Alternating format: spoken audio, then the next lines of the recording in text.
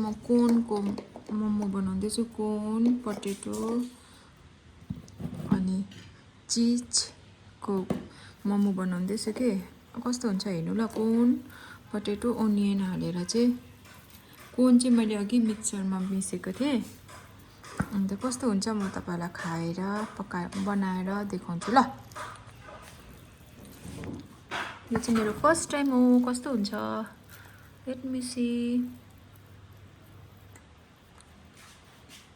मलाई चाहिँ पुरा अल्छी लाग्यो बनाउँदै गरेको चाहिँ तर मैले चाहिँ यस्तो बनाएको छु चिज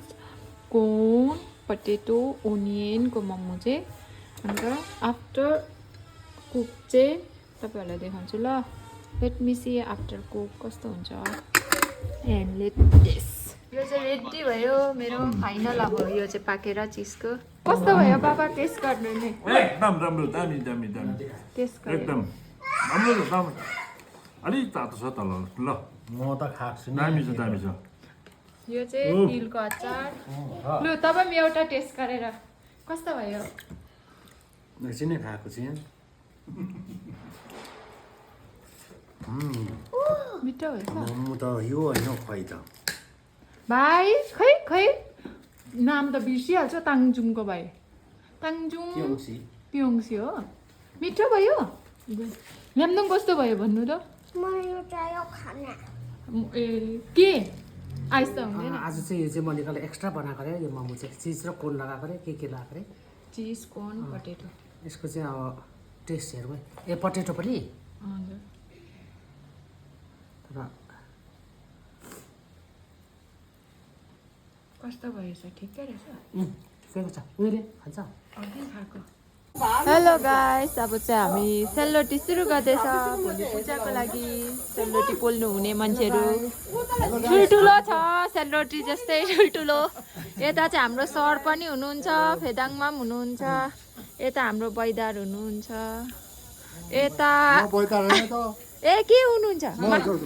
सरदार बाजे ए बाजे माङ्ले बाजे माङ्ले बाजे हुनुहुँदो रहेछ बुढो बाजे यता हुनुहुन्छ हाम्रो ड्याडीको मम्मी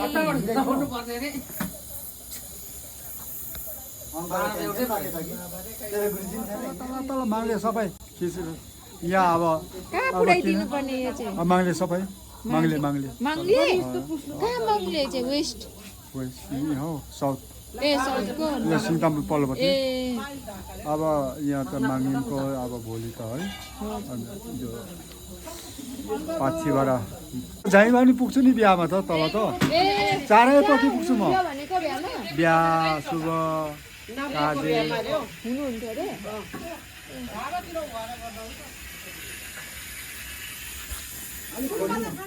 अरे 16 वर्षको उमेर थियो हुनुहुन्थ्यो है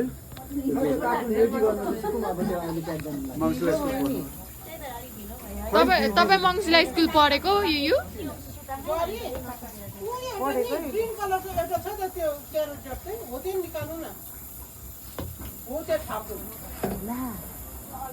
पहिले त आगोतिर पोल्थ्यो अहिले अब त्यस्तै पाउँदैछ हौ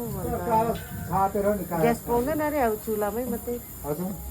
ग्यास पाउँदैन रे चुलामा भात पनि पकाएर चिया पकाएर अब त्यही अब त्यही देशी ग्यास चुला हुँदाखेरि बुहारी त साह्रो अल्छी भयो पहिलाकै अब जमाना आउँदैछ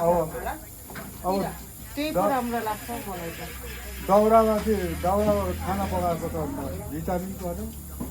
म त जहिले पकाउँछु दाउरामै नभए चाहिँ सही फुलिन्छ होइन अहिले घटाएको भोलिको लागि रेडी हुँदैछ अब यहाँ प्रसाद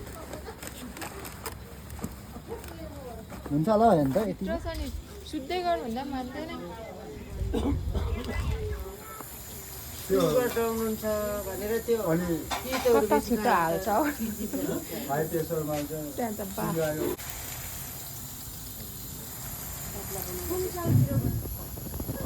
जाने साउने भोकले मर्दैन नि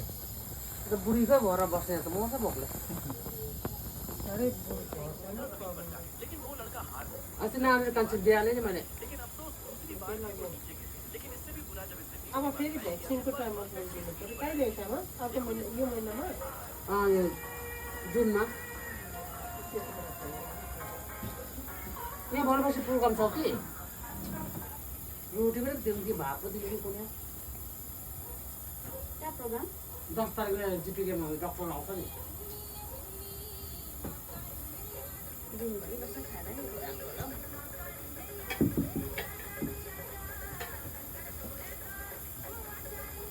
त्यो त भात दिनुपर्छ त्यहाँ भाइ भोकले जाने मार्यो भान्सालाई फल्लाको गएको रोटी दिएर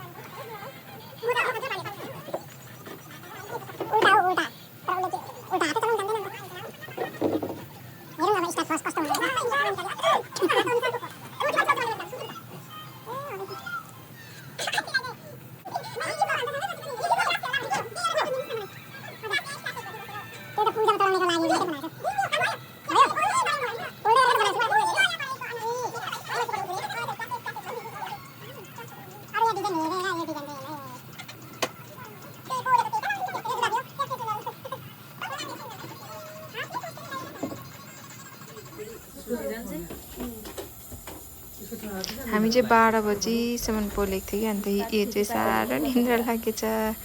अन्त चाहिँ यति नै पोलेर सुत्यौँ 12 बजी छुट्यौँ